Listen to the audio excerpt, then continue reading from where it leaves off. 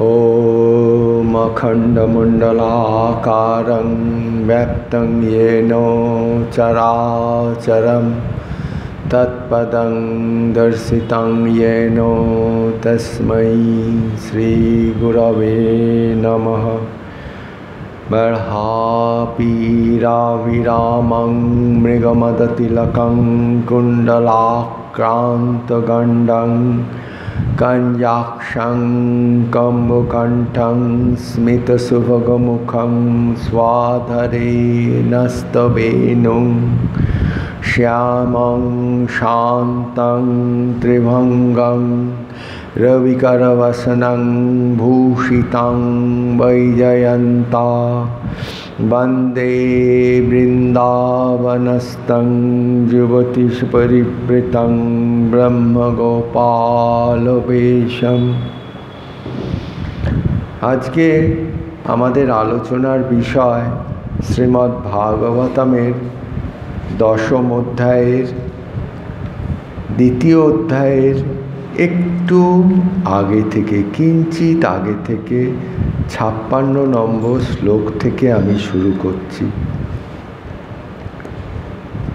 এর আগে কংস তার প্রিয় ভগিনীকে আকাশবাণী শুনেছিলেন। রথে করে যখন তিনি প্রিয় ভগিনীকে শ্বশুরবাড়ি দিয়ে আসছিলেন এবং তিনি সারথীর আসনে বসেছিলেন। যদিও সারথীর আসনে রাজার বসা শোভনীয় নয়, কিন্তু তার বোন ছিল তার প্রাণের চেয়েও প্রিয়। সেই জন্যে নিজের সম্মান হানি করেও তিনি নিজে হাতে তার বোনকে শ্বশুরবাড়ি দিয়ে আসছিলেন। এই রকম অবস্থায় আকাশবাণী হলো যে তুই যাকে যত্ন করে শ্বশুরবাড়ি দিয়ে আসছিস তার অষ্টম গর্ভের পুত্র তোর প্রাণহন্তা হবে। তিনি শুনে প্রথমে কিংকর্তব্য বিমূঢ় হয়ে গিয়ে তিনি সঙ্গে সঙ্গে ঠিক করেছিলেন যে এক্ষুনি ভগিনীর আমি শিরচ্ছেদ করে দেব। কেন? ভগিনীর থেকেই তো প্রথম পুত্র, দ্বিতীয় পুত্র, তৃতীয় পুত্র, এই করে অষ্টম গর্ভ সন্তান প্রসব হবে। কিন্তু ভগিনীকেই যদি আমি না রাখি আর অষ্টম গর্ভের সন্তানও হবে না, আমারও প্রাণ সংশয় হবে না। এই রকম অবস্থায় পাশে বসেছিলেন বসুদেব, সত্য সংকল্প বসুদেব। বসুদেব দেখছেন যে তার সামনে কংসের হাতে তার পত্নী নিহত হবেন। পতির কর্তব্য পত্নীকে রক্ষা করা। তিনি জানেন শাস্ত্রে 4 রকম নীতি আছে: সাম, দান, ভেদ, দণ্ড। তিনি সাম নীতি প্রয়োগ করেছিলেন। দণ্ড তো তিনি কংসকে দিতে পারবেন না, দানও তাকে করতে পারবেন না। তিনি কংসকে অনেক বুঝিয়েছিলেন, অনেক জ্ঞান দিয়েছিলেন, আত্মজ্ঞান দিয়েছিলেন, কিছুতেই কিছু হচ্ছে না। আর দণ্ডনীতিও তিনি কংসকে প্রয়োগ করতে পারবেন না। তাকে কি দণ্ড দেবেন? তিনি অনেক বুঝিয়ে যখন কিছু করতে পারছিলেন না, তখন তিনি শেষ তার যে চেষ্টা, তিনি কংসকে বলেছিলেন, দেখো কংস, তোমার মতো বীরের একটা এই অসহায় রমণী বধ করা একদম উচিত কাজ নয়। আর আমি তোমাকে প্রতিজ্ঞা করছি, সত্য সংকল্প, আমি যা বলি সেই সংকল্প আমি রাখি। আমি এই তোমার বোনের গর্ভ থেকে যত পুত্র আসবে প্রত্যেককে আমি তোমার হাতে তুলে দিয়ে যাব। কংস শুনলেন, শুনে কিঞ্চিৎ চিন্তা করলেন। চিন্তা করে দেখলেন বসুদেব যখন বলেছেন তখন এই ভগিনী হত্যা থেকে তার বিরত থাকাই ভালো। এই অবধি বলা আছে, আমি এর পরের থেকে বলবো আর আপনারা এর পরের থেকে আস্বাদন করবেন। অথ কাল উপাবৃত্তে দেবকী সর্বদেবতা পুত্রান প্রসূসেব চাষ্ট কন্যাঞ্চানুবৎসরম। দেবকী বসুদেব নিজের গৃহে চলে গেলেন। গৃহে চলে যাবার কিছুদিন অতীত হইলে সর্বদেব দেবী মই দেবকী প্রতি বৎসর একটি করিয়া 8টি পুত্র ও একটি কন্যা প্রসব করিলেন। তারপরে শ্লোকে বলছেন, কীর্তিমন্তং প্রথমজং কংসায়ান আনেক দুন্দুবি অর্পয়ামাস কৃচ্ছেন সো নৃণাত দিতি বিহ্বল। বলছেন 57 নম্বর শ্লোকে বলছে, বসুদেব মহাশয় স্বাভাবিক মিথ্যা ব্যবহারে অতি ভীত। তিনি পুত্র বিয়োগ দুঃখ স্বীকার করিয়া দেবকী গর্ভজাত প্রথম পুত্র কীর্তিমানকে কংস হস্তে সমর্পণ করিলেন। কিং দুঃসহং নো সাধূনাং বিদুষাং কিমপেক্ষিতং কিম কার্য কদর্চনাং দুস্তজ্জং কিং ধৃতাত্মনাম। বলছেন ভগবৎ ভক্তগণ সর্বপ্রকার দুঃখই সহ্য করিতে পারেন। তত্ত্বজ্ঞান সম্পন্ন ব্যক্তিগণ জাগতিক কোনো বিষয়েরই অপেক্ষা থাকে না, কিন্তু বহির্মুখগণের অকরণীয় কোনো কুকর্মই নাই, এবং যাদের চিত্ত গোবিন্দ চরণে সমর্পিত তাহারা জাগতিক সমস্ত বস্তু ত্যাগ করতে সমর্থ। দৃष्ट्वा समत्तं तच्छूरै सत्यचैव व्यवस्थितिं कंस सन्तुष्टमना राजन प्रसन्नमिदम् अब्रुवीत्। বলছেন যে হে পরীক্ষিত, বসুদেব মহাশয়ে শত্রু ও মিত্রে সমদৃষ্টি এবং অদ্ভুত সত্যনিষ্ঠা দর্শনে কংস পরম প্রীত হইয়া তাহাকে বলিলেন, প্রতিজাতু কুমারেয়ং নহন্তা দস্তি মে ভয়ং অষ্টমাদুজ ভয় মৃত্যুর মে বিহিতা কিলা। বললেন হে বসুদেব, তোমার পুত্র লইয়া তুমি স্বগৃহে গমন করো। দেবকীর প্রথম পুত্র হইতে আমার কোনো অনিষ্ট আশঙ্কা নাই। তোমার অষ্টম পুত্রর প্রতি, তোমার অষ্টম পুত্র থেকে আমার প্রাণও নাশ হইবে, ইহাই দৈববাণীতে শুনিয়াছি। এই কথা তিনি বললেন। নান তথেতি সুতমাদায় যজাবান আনিক দুন্ধুবি নভা নন্দতা তদা কাম্য বিদিতাত্মনা। বলছেন, বসুদেব মহাশয় তাহাই হোক বলিয়া কংসের বাক্যানুসারে নিজ পুত্র লইয়া স্বগৃহে তিনি অব্যবস্থ চিত্তে পাপমতি কংসের কথায় সম্পূর্ণ আস্থা স্থাপন করিলেন না। আস্থা স্থাপন করতে পারলেন না আর কি। নিজ গৃহে গমন করলেন, কিন্তু কংসের কথায় আস্থা স্থাপন করতে পারলেন না।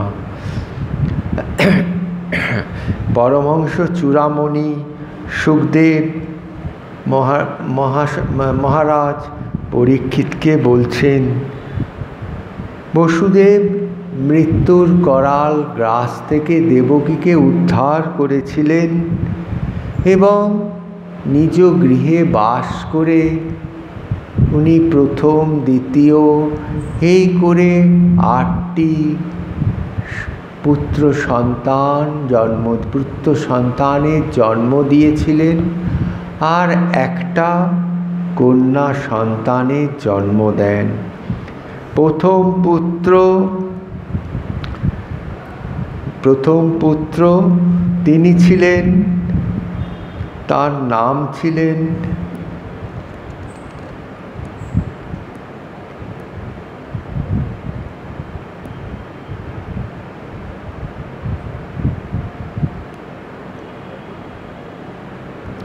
প্রথম পুত্র যখন জন্ম হলো, তিনি সেই পুত্র নিয়ে কংসের কাছে গিয়েছিলেন। কেন? তিনি ছিলেন সত্য সংকল্প। তিনি যা সত্য বলবেন সেই সত্য তিনি কায় মনো বাক্যে রক্ষা করবেন। তিনি যদি সত্য সংকল্প না হতেন, ভগবান তার কাছে আসতেন না। আমাদের ভগবান রামকৃষ্ণদেবের পিতা কিরম সত্য সংকল্প ছিলেন আপনারা তো জানেন। থাকতেন দেরে গ্রামে, সেই গ্রামের জমিদার তাকে মিথ্যা সাক্ষী দিতে বলেছিলেন। তিনি রাজি হননি। কেন? তিনি জীবনে মিথ্যা আচরণ করেন নাই। তিনি কেমন করে সত্য ছেড়ে মিথ্যা সাক্ষী দেবেন? আর তিনি যদি মিথ্যা সাক্ষী দিতেন তাহলে আদালতে সেটাই সত্য হয়ে প্রতিপন্ন হতো। কেন? তিনি জীবনে মিথ্যা কথা বলেননি। এই রকম ছিলেন ভগবানের পিতারা, এই রকমই হয়। এই শ্রীকৃষ্ণের পিতাও এর ব্যতিক্রম নয়। তিনি তার হৃদয়ে যতই কষ্ট হোক, পুত্রকে সব পিতাই স্নেহ করেন, প্রাণ অপেক্ষা বেশি ভালোবাসেন। কেন? পুত্রকে বলে আত্মজ। তিনি সেই নিজের পুত্রের মধ্যে নিজেকে দেখতে পান। সেই জন্যে পুত্রকে তিনি প্রাণ অপেক্ষা বেশি ভালোবাসেন। এখানে উনিও প্রাণ অপেক্ষা ভালোবাসতেন, কিন্তু প্রথম পুত্রকে তিনি দেবকীর কোল থেকে নিয়ে কংসের কাছে গেলেন। কেন? তিনি কংসকে বলেছিলেন যে আমি আমার 8টা পুত্র তোমাকে দিয়ে যাব। তিনি যে সংকল্প করেছিলেন সেই সংকল্প রক্ষা করার জন্যে তিনি পুত্র নিয়ে কংসের কাছে গেলেন।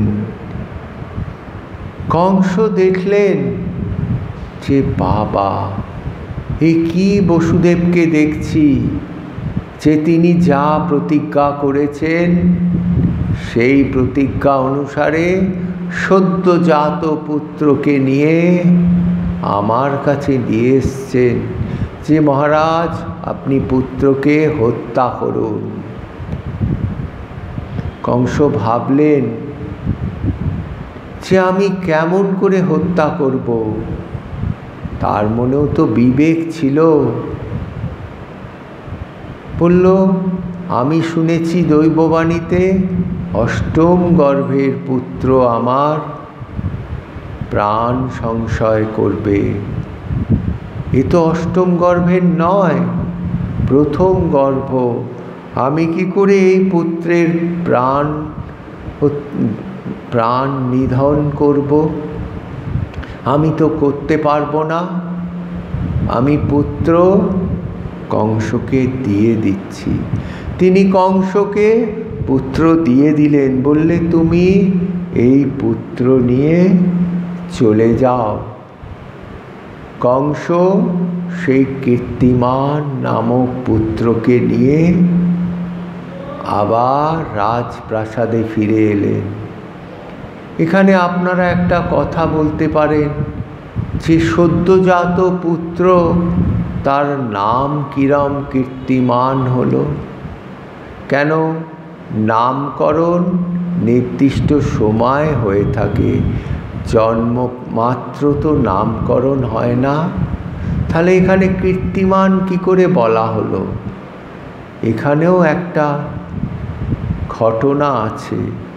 এই যে 6টা পুত্র দেবকীর গর্ভে আসবেন, এরা হচ্ছেন ব্রহ্মার পুত্র মরীচির পুত্র।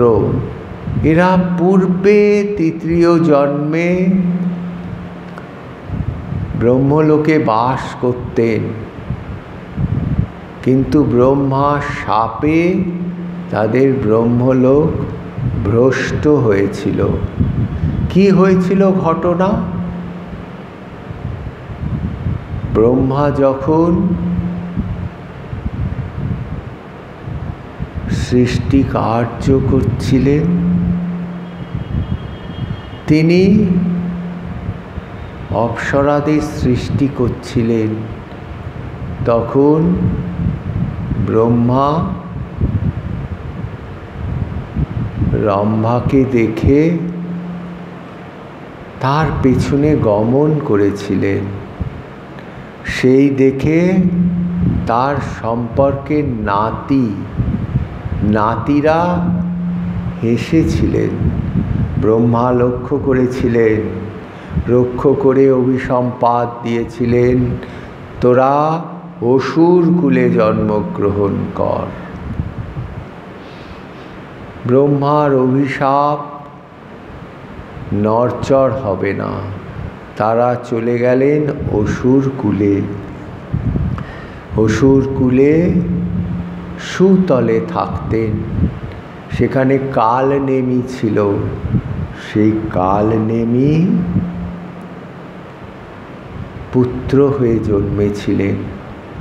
তারা অসুর কুলে জন্মেছিলেন, কিন্তু তাদের সংস্কার তো ছিল দেবভাবা সম্পন্ন সংস্কার। তারা কিরম করে বিষ্ণুর বিরুদ্ধাচরণ করবেন? তারা ওই সুতলে থেকেও বিষ্ণুর সেবা পূজা করতেন। এই কথা সে কালনেমির কাছে গিয়েছিল। তিনি বললেন, তোরা অসুর কুলে থেকে অসুর কুলের মতো আচরণ করিস না, তোরা যা তোদের পিতার হস্তে নিধন হবে। কিন্তু কালনেমিকে বিষ্ণু ধ্বংস করে দেন সুদর্শন চক্র দিয়ে, কালনেমির শরীর নষ্ট করে দেন। সেই কালনেমি কংস হয়ে জন্মেছিলেন। সেই জন্যে তাদের শাপ মোচন করতে হবে। তা বলেছিলেন যে আমাদের কি করে শাপ মোচন হবে। তাদের ওই জন্যে এই মথুরাতে জন্মগ্রহণ করে কালনেমি কংস হয়ে জন্মেছিলেন। এই কালনেমির হাতে তাদের নিহত হতে হবে। আর ব্রহ্মা যখন শাপ দিয়েছিলেন, ব্রহ্মাকে তারা খুব স্তব স্তুতি করেছিলেন। ব্রহ্মা তখন বলেছিলেন, যদি কোনো দিন ভগবানের এঁঠো খাস, উচ্ছিষ্ট গ্রহণ করিস, তাহলে তোদের শাপ মুক্ত হবে। তারা তখন ওই যে 6টা পুত্র, এরপরে দেখবেন আপনাদের বলবো, সেই 6টা পুত্রকে কংস কিন্তু প্রাণ নাশ করেছিলেন। প্রাণ নাশের পর তারা আবার সুতলে চলে গেছিলেন। ভগবান আবির্ভূত হয়েছিলেন, আবির্ভূত হয়ে কংসকে নাশ করেছিলেন। তখন দেবকীকে বলেছিলেন, মা তোমার বলো, কি তোমার চাই বলো, আমি তোমায় সেটাই দেব। বলল, দেখ আমার 6টা পুত্র হয়েছে, 7ম পুত্র গর্ভ নাশ হয়ে গেছিল, 8ম পুত্র 2। আমি এই যে সেই 6টা পুত্রকে আমি স্তনদান করতে পারিনি। তোকে তো আজকে করলাম, কিন্তু বাকি ওই 6টা পুত্রকে তুই এনে আমার কাছে দিতে পারিস, আমি তোদের স্তনদান করব। ভগবান এনে দিয়েছিলেন সুতল থেকে। সেই জন্যে ওই বড় যে পুত্র, তার নাম ছিল কীর্তিমান। এই রকম 6টা পুত্রের 6টা নাম ছিল। এই জন্যে তারা ভগবানের উচ্ছিষ্ট গ্রহণ করেছিলেন। কেন? প্রথমে সে ভগবান স্তনপান করেছিলেন, সেই স্তনে, ভগবানের উচ্ছিষ্ট স্তনে তারাও স্তনপান করেছিলেন। করে তারা মুক্ত হয়ে আবার ব্রহ্মলোকে চলে গিয়েছিলেন। না হলে কারো ক্ষমতা ছিল না দেবকীর গর্ভে জন্মগ্রহণ করে যে পুত্র, তার প্রাণ সংশয় করতে পারে। কেন? দেবকী ছিলেন ভগবানের পরম ভক্ত। তার দিব্য শরীর, তার গর্ভে যারা আসবে তারাও ভগবানের অংশ হবে। ভগবানের অংশ, নিজাংশ, কোনোদিন কেউ ধ্বংস করতে পারে না, তাদের কেউ প্রাণ নাশ করতে পারে না। এই কারণে শাস্ত্র বলেছে যে এই কারণে তার 6টা পুত্রের প্রাণ নাশ করেছিলেন। কেন? তাদের শাপ মোচন করতে হবে ভগবানের হাতে। তারা ভগবানের উচ্ছিষ্ট অংশ খেয়েছিলেন, খেয়ে তাদের শাপ মুক্ত হয়েছিলেন। এই হচ্ছে প্রকৃত ঘটনা। না হলে দেবকীর গর্ভের যে পুত্র আসবে তারা দিব্য পুত্র হবে। এই রকম কীর্তিমানকে নিয়ে তিনি প্রাসাদে চলে গেলেন। তার আর কীর্তিমানকে বধ করলেন না, কিন্তু তিনি মনে বিশ্বাসও করেননি যে কংস বধ করবেন না, এইভাবে ছেড়ে দেবেন। কংসের সেই উগ্র মূর্তি উনি দেখেছিলেন, তা যাই হোক, দোনামোনা করতে করতে উনি নিজ প্রাসাদে ফিরে গেলেন। এরপরে কি বলেছেন? নন্দাত্তা যে ব্রজে গোপা যাশ্চ মিশাঞ্চ চৌষিতা বৃষ্ণয় বসুদেবাদ্দা দেবকাদ্দা যদুস্ত্রিয়। বলছেন, হে পরীক্ষিত, নন্দ প্রভৃতি ব্রজবাসীগণ, তাহাদের পত্নীগণ, বসুদেব প্রভৃতি যাদবগণ, দেবকী প্রভৃতি যাদব রমণীগণ, নন্দ ও বসুদেব উভয়ই কংসা অনুরক্ত জ্ঞাতিগণ, বন্ধুগণ, ভৃত্যগণ প্রভৃতি সকলেই ছদ্মবেশী দেবতা। তারপরে কি বলছেন? এতৎ কংসায়া ভগবান সংশস্যা ভেত্ত নারদ ভূমের ভারনায় মারানং দৈত্যনাঞ্চ বধদ্দতম। বলছেন, সর্বজ্ঞ নারদ ঋষি। নারদ ঋষি কি? সর্বজ্ঞ, তিনি সব জানেন, ভূত ভবিষ্যৎ বর্তমান, আর তিনি চিরমুক্ত, নারায়ণের পার্ষদ।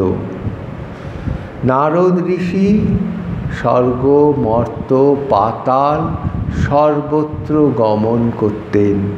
সেই নারদ ঋষি মথুরায় এসে কংসের নিকট এই সকল বৃত্তান্ত ও পৃথিবীর ভার স্বরূপ দৈত্যগণের বধের জন্য দেবতাগণ গোপনে যে উদ্যোগ করিতেছেন সেই সকল বৃত্তান্ত প্রকাশ করিলেন।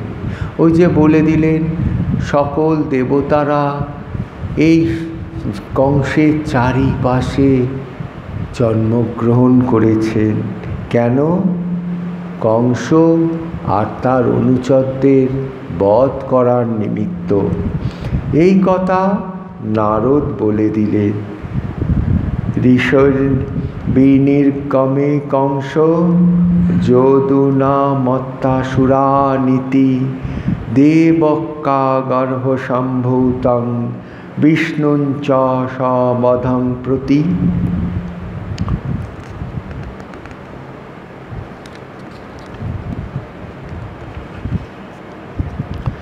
বলছেন, নারদ ঋষি মথুরা থেকে চলে গেলে পর কংস যাদবগণকে দেবতা জানিয়া শ্রী ভগবান দেবকী গর্ভে জন্মগ্রহণ করিয়া তাহাকে বধ করিবে জানিয়া বসুদেব ও দেবকীকে শৃঙ্খলাবদ্ধ করিয়া কারাগারে রাখিয়া দিলেন। আর শ্রী ভগবান জন্মগ্রহণ করিবেন এই আশঙ্কায় বসুদেব ও দেবকী সন্তানগণ জন্মগ্রহণ করিবা মাত্র বধ করিতে আরম্ভ করিলেন। তারপরে বলছেন, উগ্রসেনাঞ্চ পিতরং যদু ভোজান্ধ ধীপদম স্বয়ং নিগৃচ্ছ বুভুজে সুরসেনান মহাবলা। বলছে, কংস যদু ভোজ অন্ধগণের অধিপতি এবং নিজ জনক উগ্রসেনকেও কারাগারে আবদ্ধ করিয়া কংস স্বয়ং রাজ্য ভোগ করতে লাগলেন।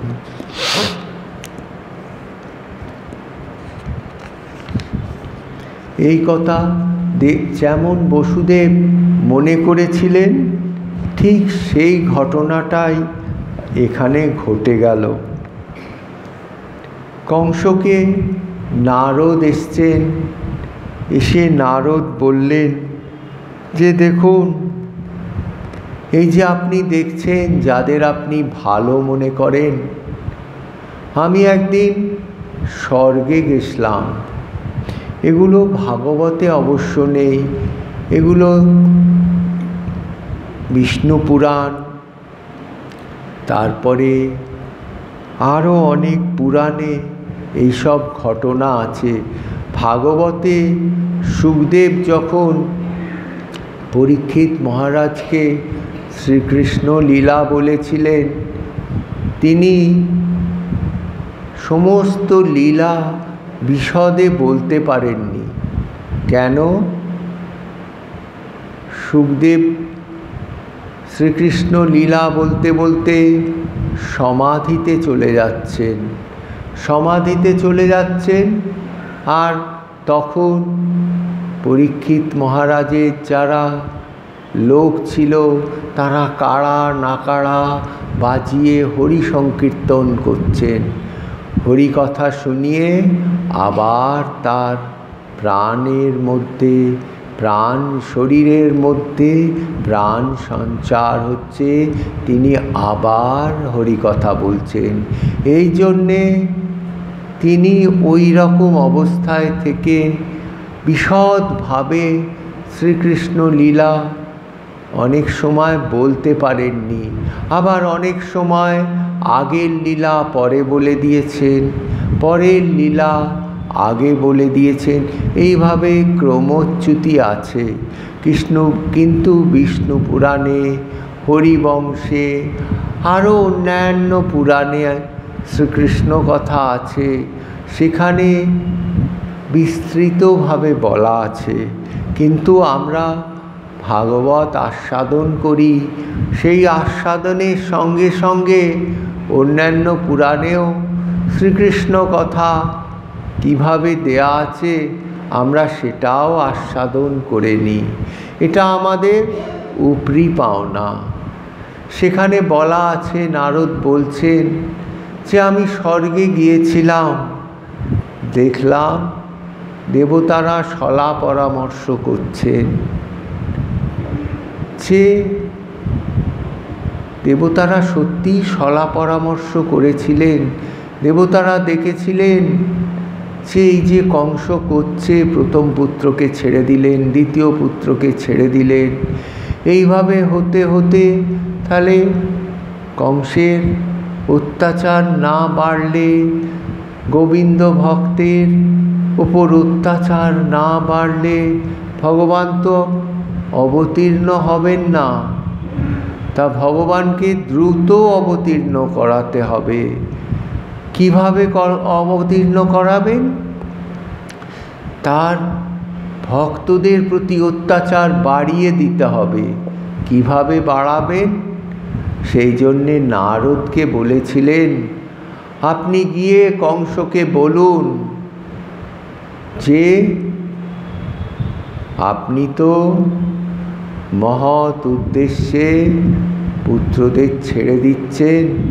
আপনি জানেন সত্যি যারা ব্রজে এসেছিলেন, গোপ গোপী সবাই এক একজন দেবতা।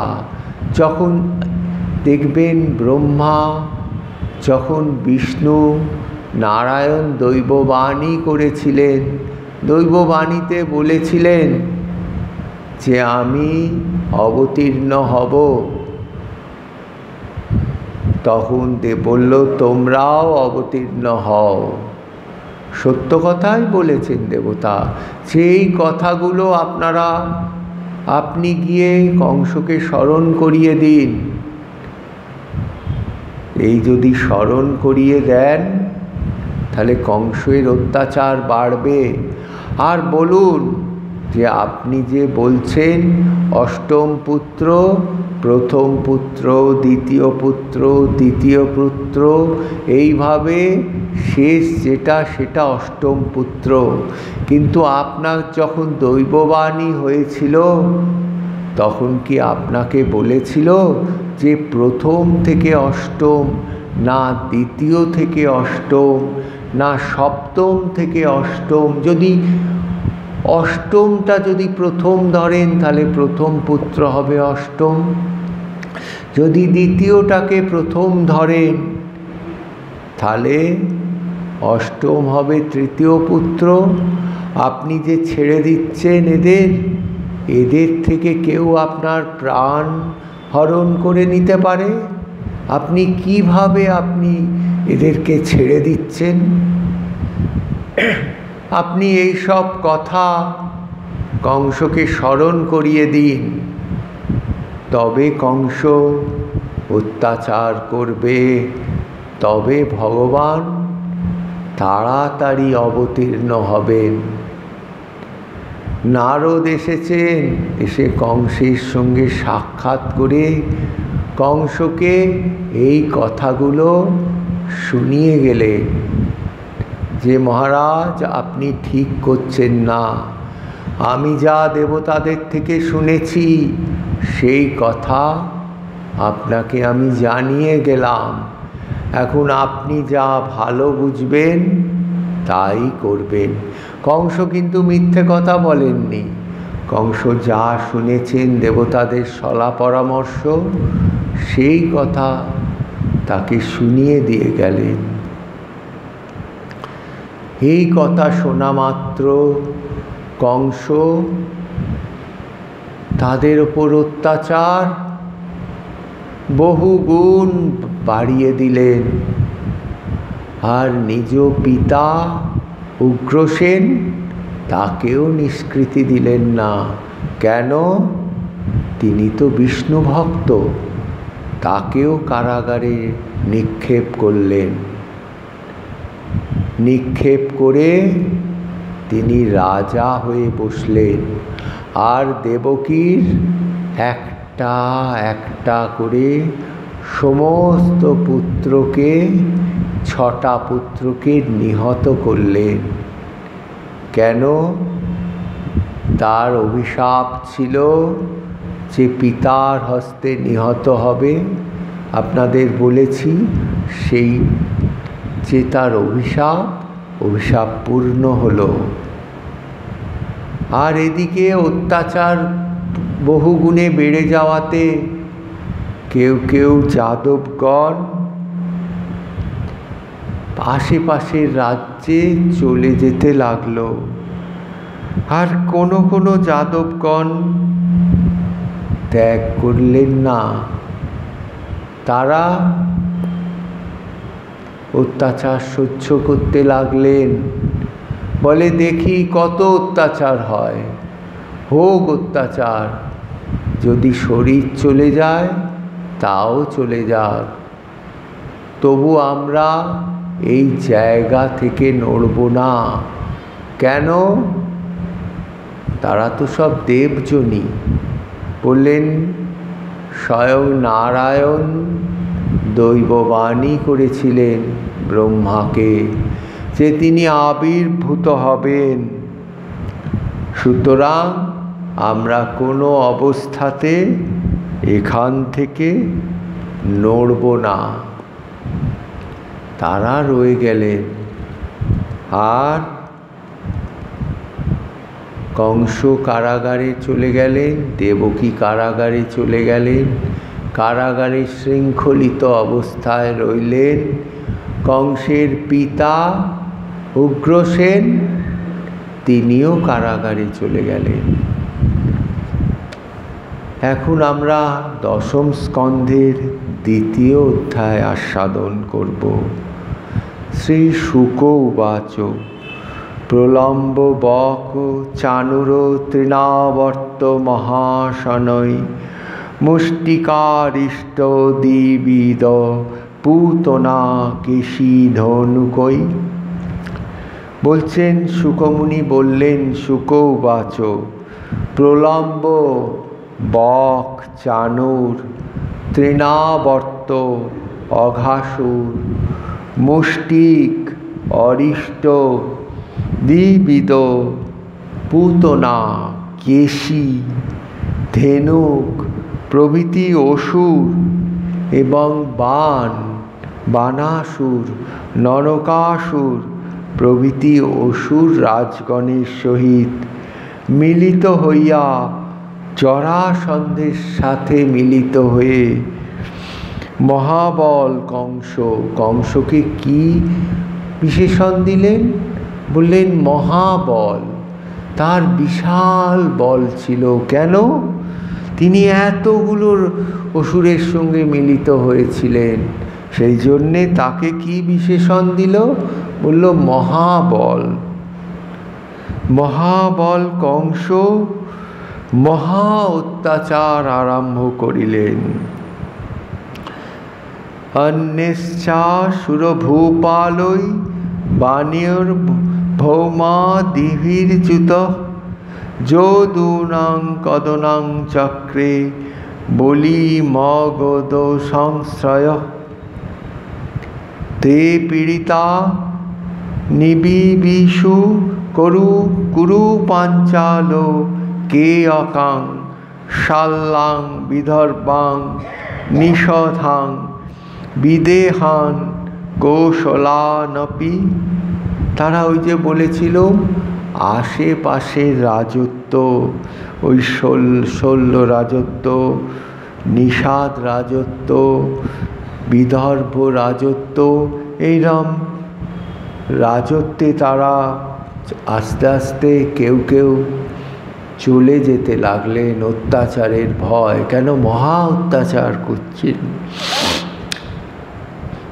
একে তমানুরুদ্ধানাম জ্ঞাতয় পর্যুপাসতে হতেষু ষট্সু বালেষু দেবক্কা অগ্রসেনিন। কি বলছেন? অক্রূর প্রভৃতি কোনো যাদব কংসের মত অনুবর্তী হইয়া মথুরাতে বাস করতে লাগলেন। অনন্তর উগ্রসেন পুত্র ও কংস দেবকীর 6টা পুত্র বধ করলেন।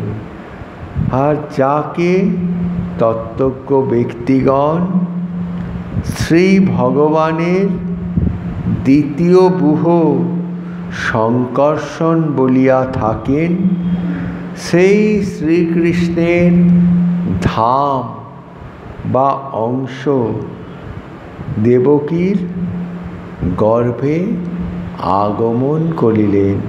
আর দেবকীর একসঙ্গে আনন্দ ও দুঃখ হইতে লাগিল। তার আনন্দ হচ্ছে কেন?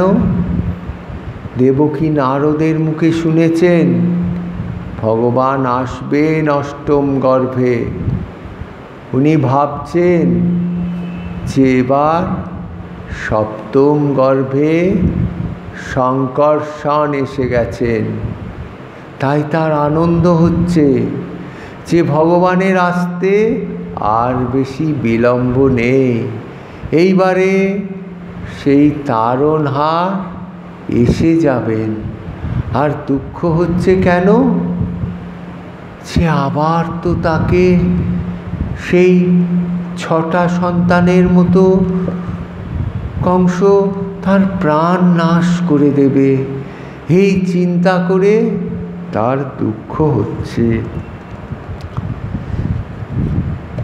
দেবকীর এতই ভগবানকে ভালোবাসতেন, এতই মমত্ব বোধ হয়ে গেছিল, তার অহংতা মমতা এত বেড়ে গেছিল। দেবকীর সেই জ্ঞান যে ভগবানের অংশ, ভগবানের নিজাংশ, জীবাংশ নয়, নিজাংশ, যে আসছে তাকে এই জগতে কেউ অনিষ্ট করতে পারে না। তার কিন্তু অহংতা মমতা এতই বৃদ্ধি পেয়েছিল, তিনি ভাবছেন যে একে বুঝি আবার সেই 6টা পুত্রের মতো নষ্ট করে দেবে। এই অহংতা মমতা গোপীদের ছিল। ঠাকুর বলছেন এই অহংতা মমতা কি আমাদের মতো অহংতা মমতা? আমার নিজের জন্যে না। এই অহংতা মমতা কার? এই অহংতা মমতা তার। এই অহংকার আমার অহং নয়, এই অহং তার অহং। এই অহং বন্ধন সৃষ্টি করে না, এই অহং ভগবানের কাছে নিয়ে যায়। এই ছিলেন দেবকী, এই জন্যে দেবকীর একসঙ্গে আনন্দ ও দুঃখ হচ্ছিল। আজকে আমরা এইখানেই ভাগবত শয়ন দিচ্ছি। আবার শ্রীকৃষ্ণচন্দ্রের ইচ্ছা হলে আবার আমরা ভাগবত শয়ন আবার শ্রবণ করব। শ্রীরামকৃষ্ণ অর্পণমস্তু, শ্রীরামকৃষ্ণ অর্পণমস্তু।